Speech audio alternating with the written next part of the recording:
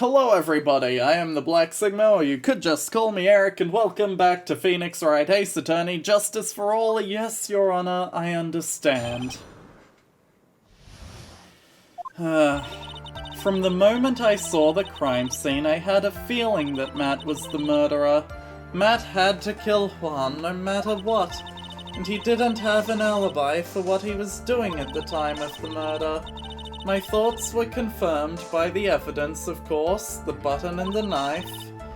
But I'm Matt's manager, so I felt that I had to protect him. You lying. This does account for everything. Well, I am the logical type. We're finally seeing her true self. She's more nervous than a scared rabbit. If the defense can find no fault with this testimony, I'm willing to make a ruling. Keep that in mind as you cross-examine, right? Looks like somehow everything has swung to the opposite end of the scale again. Just means I have to pull my weight into this and turn her logic upside down. So, from the moment you saw the crime scene, you had a feeling that Matt was the murderer. Why? There is nothing on the scene to indicate it was him in particular. Why would you say that your intuition was would you say your intuition was speaking to you? Don't confuse my methods of reasoning with your own. Ugh. If you want to prove that someone did something, you need three things. Three things? A motive, an opportunity to commit the crime, and finally decisive evidence. If you think these three things through, the answer becomes quite clear. You should have already known that, Phoenix. They didn't teach that to us in school, at least not from what I remember. May I continue now? Matt had to kill Juan no matter what. So would you say this need came from the press conference? Yes, do you know why I chose that event and that hotel? Because that was when he could do the most damage to the public's beloved Matt on guard. Matt said he didn't know anything about the conference himself. Can you show me any proof that he didn't know? Anyway, the important thing here is that this information was not in your testimony. Has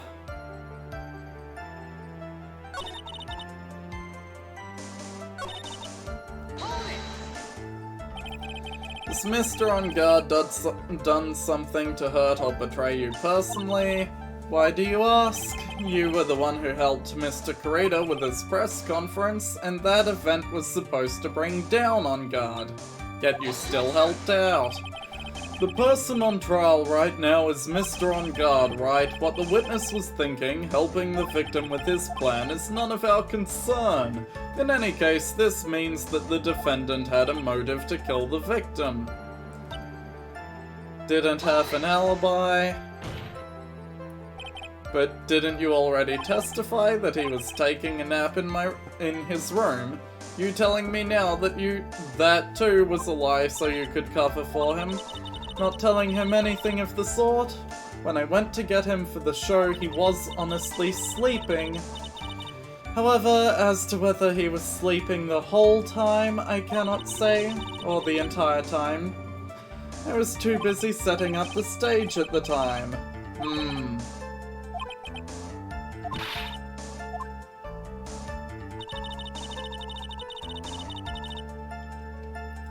Thoughts were confirmed by the evidence, the button and the knife. You can hardly call the knife decisive evidence. The fingerprints could very well be a clever camouflage. Then what about the button? The button? It's clear from the crime scene that the victim and his murderer fought. And during the fight, the killer ripped the button from the German ninja's costume. Talking about this one, correct? The button was found in the plates of Matt's Hakama, isn't that correct? I would think that makes it very decisive evidence. Looks like you were outfoxed again, right? The knife doesn't prove a thing. Please fix your testimony.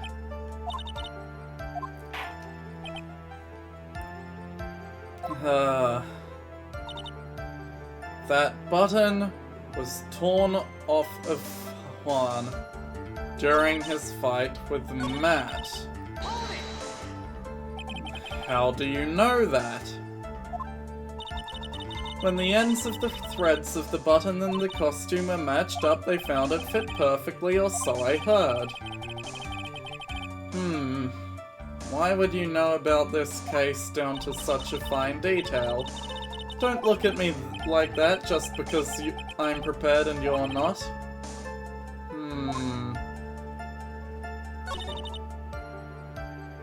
The button was torn off of Juan during his fight with Matt.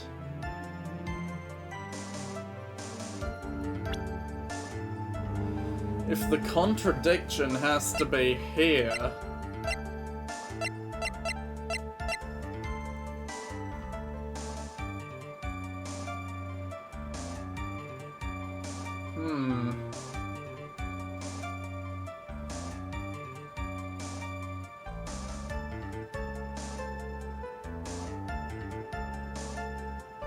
Wait a minute.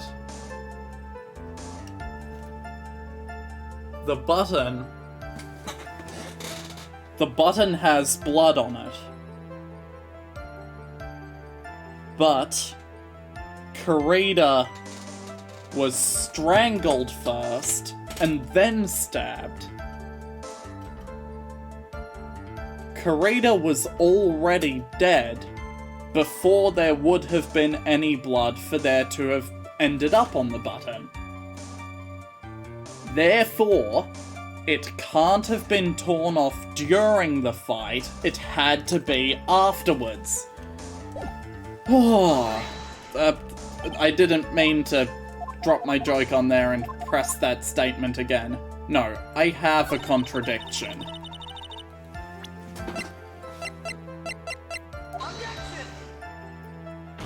Oh, come on.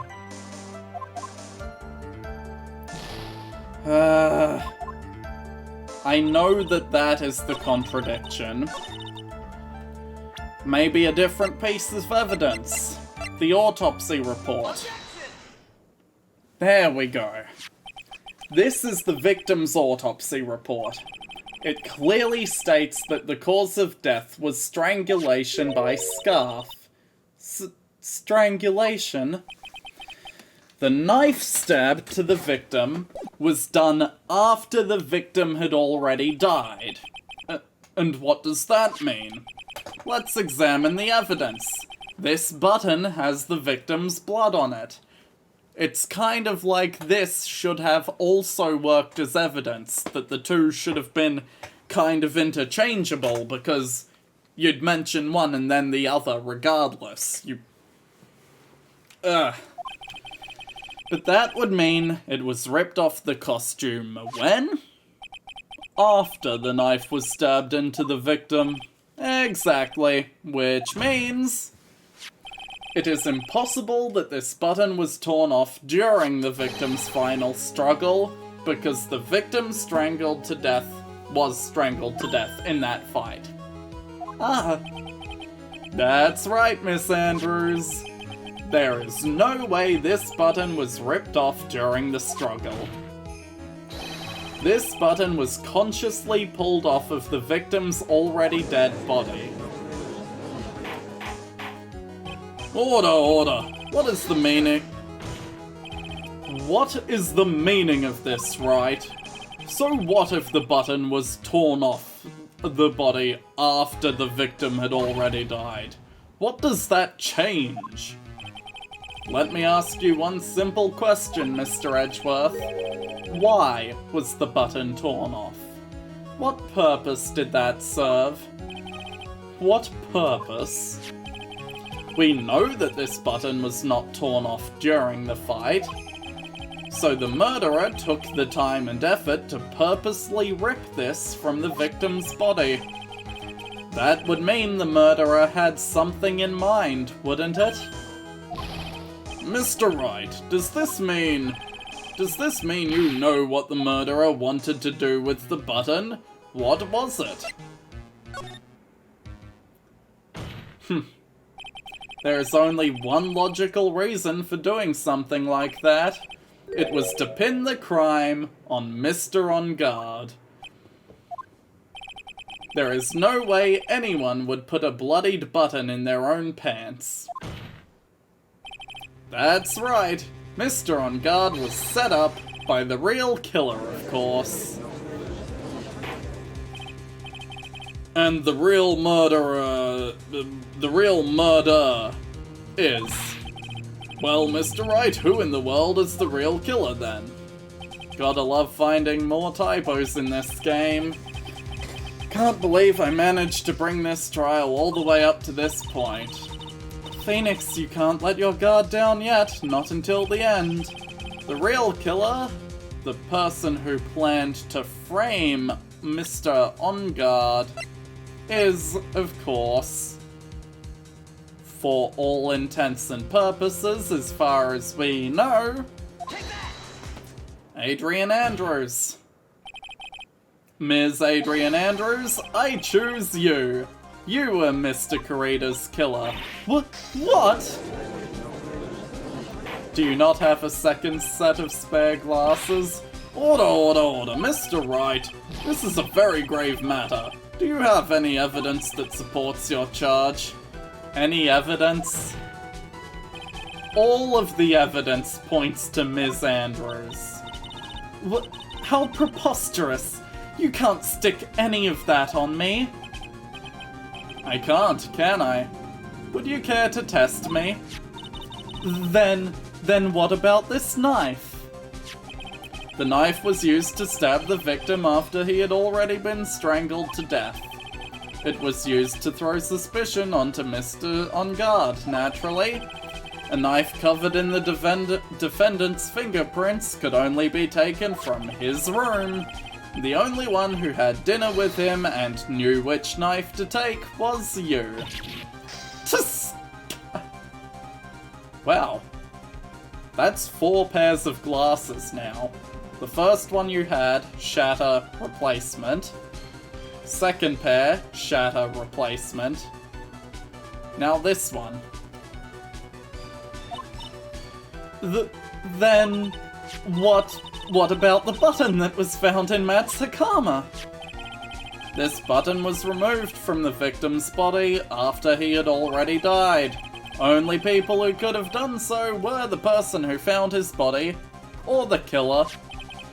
However, if Mr. On Guard was the real killer, there is no way he would have put such incriminating evidence in his own Hakama. Glasses number 5. The only person who could have put this button into Mr. On Guard's Hakama is the person who went to wake him up from his nap, which is you yet again, Ms. Andrews. I see. What about the empty guitar case? That is also another piece of evidence that incriminates Ms. Andrews. That costume was used to hide the real killer's identity as they fled the crime scene. Now, who could have known that there was just such a costume inside the guitar case? Could only have been the person who prepared the costume for the victim. And that person is you, Ms. Adrian Andrews. No, But Ms. Andrews' fingerprints were nowhere to be found on the guitar case. And it was you who proved that she was not wearing gloves at the time. That's right. That's because she did not intend on leaving any prints. If anyone had found out that she had touched the case, they would have asked her why. So to avoid leaving any prints, she used a towel or something to open it. But the glass of tomato juice is a different story. Ms. Andrews purposefully left her fingerprints on the glass to show that yes, indeed, she was the classic dazed discoverer of a dead body. Glasses number 6. And to top it all off, there's this photo. a photo of the killer as they exited the scene of the crime. No reasonable person on Earth could believe that this nickel samurai is Mr. On Guard. He would be much too short for his own costume if it was him.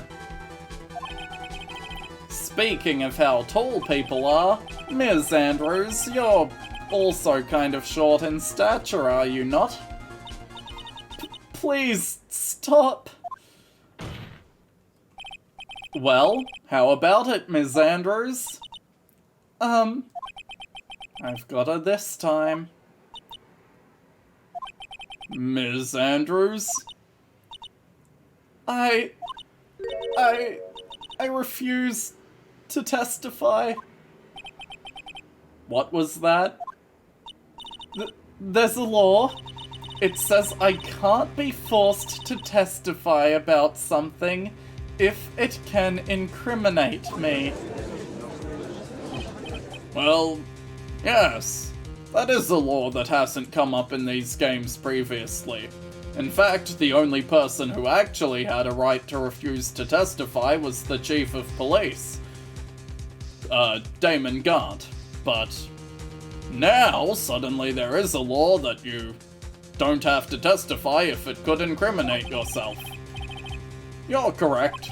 The law does provide us with a way to avoid self-incrimination by allowing a witness not to testify if the testimony can cause damage to themselves. What? Then why hasn't any other witness I've ever talked to exploited this law? Pleading the fifth is not something most people would think to do on the spot. Actually, thinking back to yesterday in Mr. On Guard's room...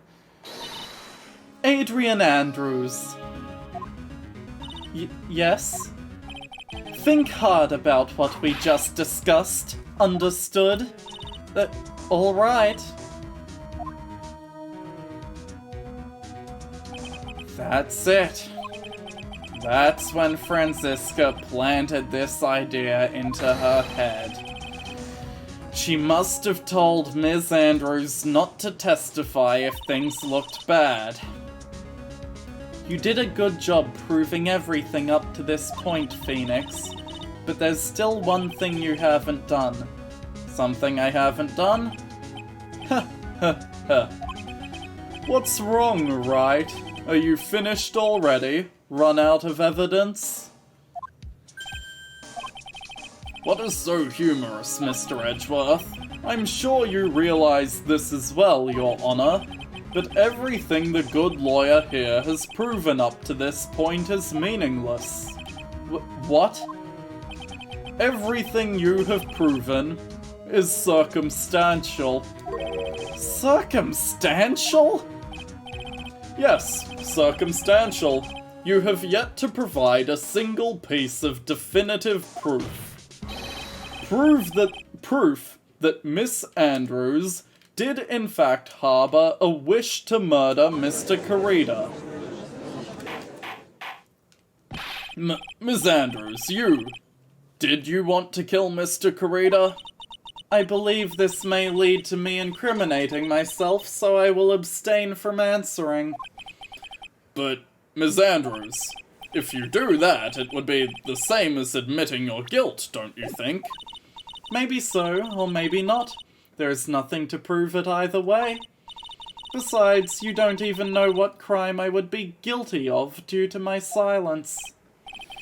No, she's taking that defiant attitude again. Mia, what should we do? Somehow we've landed in the worst possible situation. I think we've reached a certain conclusion at this point in time. Ms. Adrian Andrews has refused to testify, and the defense's theory that she is the actual murderer has not been fully substantiated with solid definitive proof. But that's not true. In this situation, there's only one thing this court can do, and that is to declare a recess. Recess? I request that both the prosecution and the defense look further into this matter, and at tomorrow's trial... Tomorrow? We don't have a tomorrow. If we don't get a not guilty verdict today, then... Please, wait, Your Honor. That's not necessary. The trial... Please continue the trial. What are you sweating for? Your client is getting one more day to live, isn't he? That's not it. This isn't about that. Edgeworth, I know you know who the real killer is. Please let the trial continue. If I don't get the verdict, then Maya...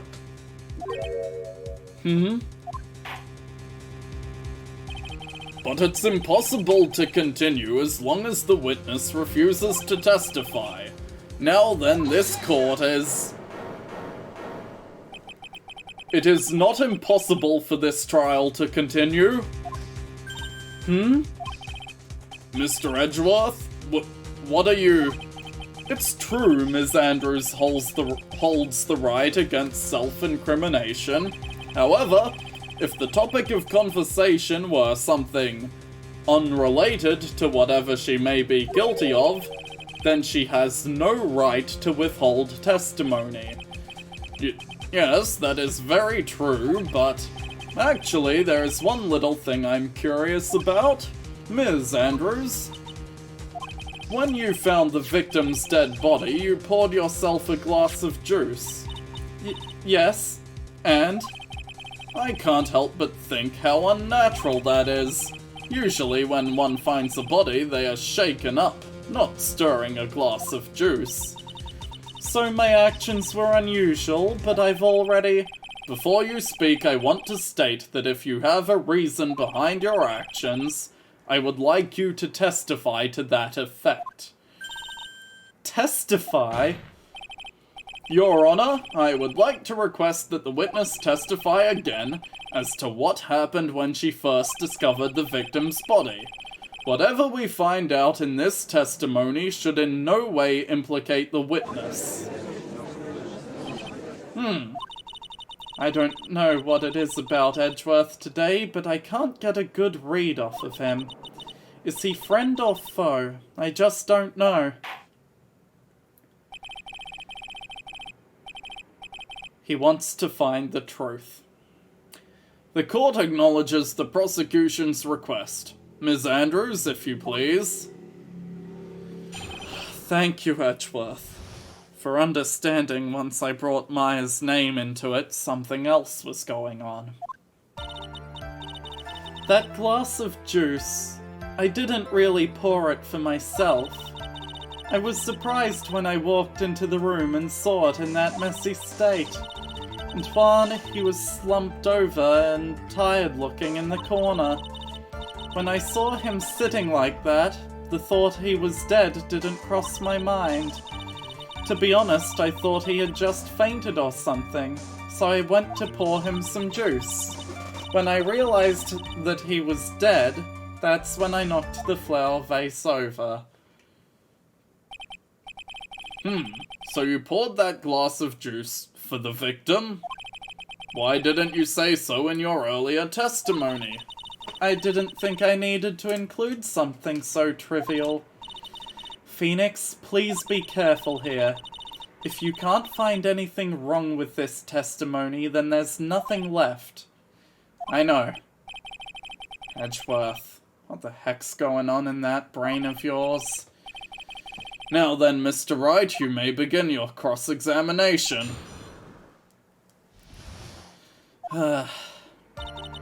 Glass of juice, didn't pour it for herself. Surprised when you walked into the room and saw it was messy. Juan was slumped over and tired looking. The thought he was dead didn't cross your mind. There was a knife sticking out of his chest.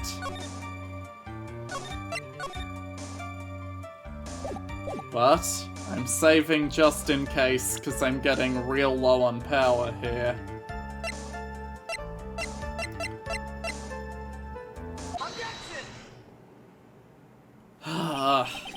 So, you honestly didn't think he was dead when you found him? No, not at all. Even though this is what you saw when you discovered the body. Ah! What is the meaning of this? Isn't it obvious, Your Honor? There's a knife sticking straight out of Mr. Kurita's chest. Anyone who saw this scene would have immediately thought that here was a dead man. That's... well, you see... I doubt a single person in the world would mistake this for someone who fainted, and then so nonchalantly go to pour something to drink. Your point is... Ms. Andrews, your testimony just now, it was all one giant lie. Ah! Glasses number 7. And your lie has proven one thing very clearly, that you are the real killer. No!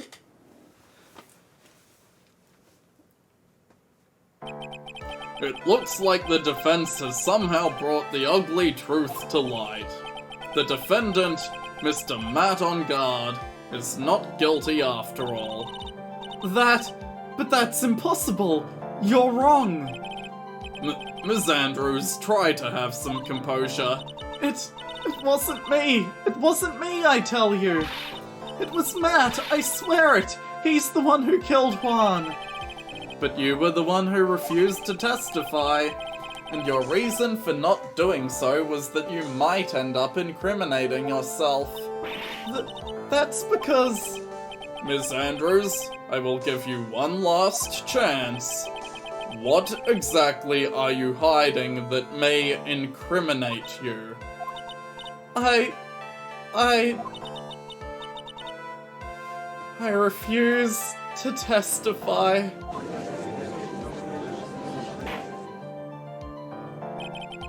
Then there is no need for this court to continue any further. Mr. Matt on guard's innocence has been clearly demonstrated. Is it over? Have we found the truth at last?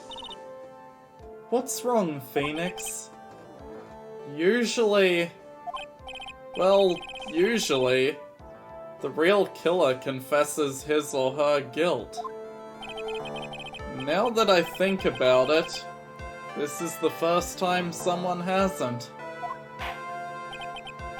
Now then, I would like to hand down my verdict for Mr. Matt on guard.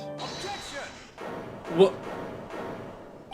Your Honor, the prosecution feels that it would be premature to pass down a verdict at this time.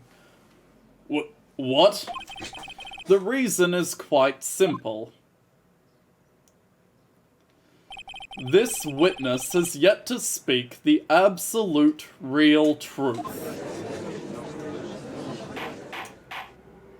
The absolute real truth. What are you...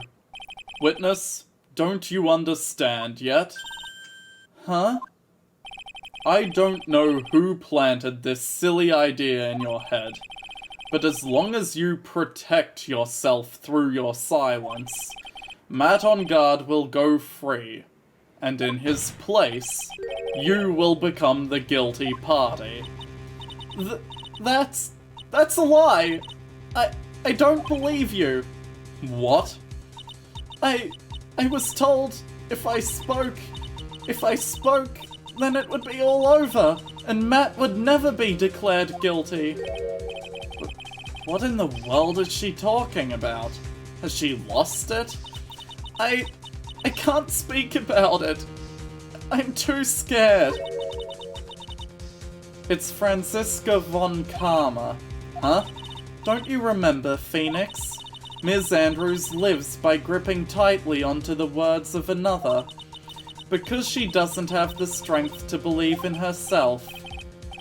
Then right now, Ms. Andrews is... Yesterday she was tossed a lifesaver by Ms. von Karma. Don't say a word, no matter what happens. If you do, Matt on guard will be acquitted. Ms. Andrews undyingly believes in those words right now and is clinging on to them. Then what should we do? This is the first time I've ever come across anything like this. But Ms. Andrews has to be the killer, right? All we have to do now is get our not guilty.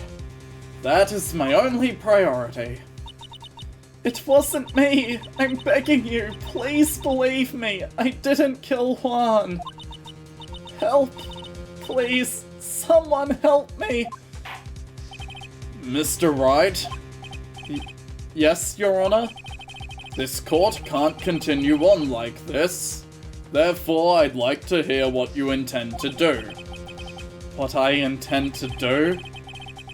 What am I supposed to do? What am I supposed to say? Right. I suggest you think very carefully about this. Think about what this witness did and what she did not do.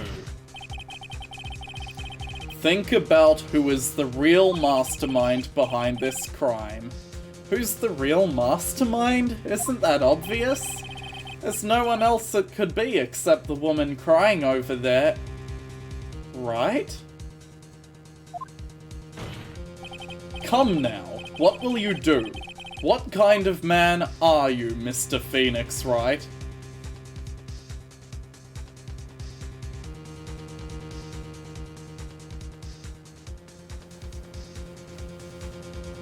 If I don't get Matt on guard declared not guilty today, Maya Faye's life is in danger.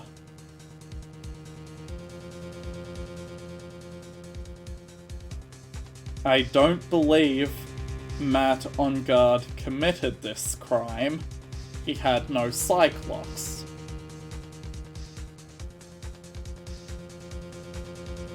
But there's been something terrible going on about this case from the very start. Someone puppeteering my actions. And if what Mr. Edgeworth is driving at is true, someone puppeteering Andrews as well.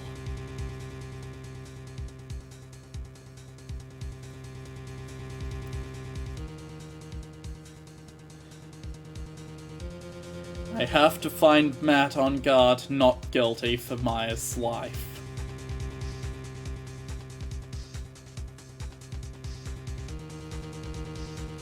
But there's one thing that Edgeworth has shown me today.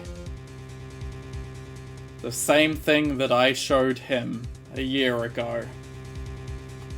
That in the end, what matters is the truth. And justice for all. I'm going to force Andrews to testify in the next episode. I'll see you in the next one. Bye.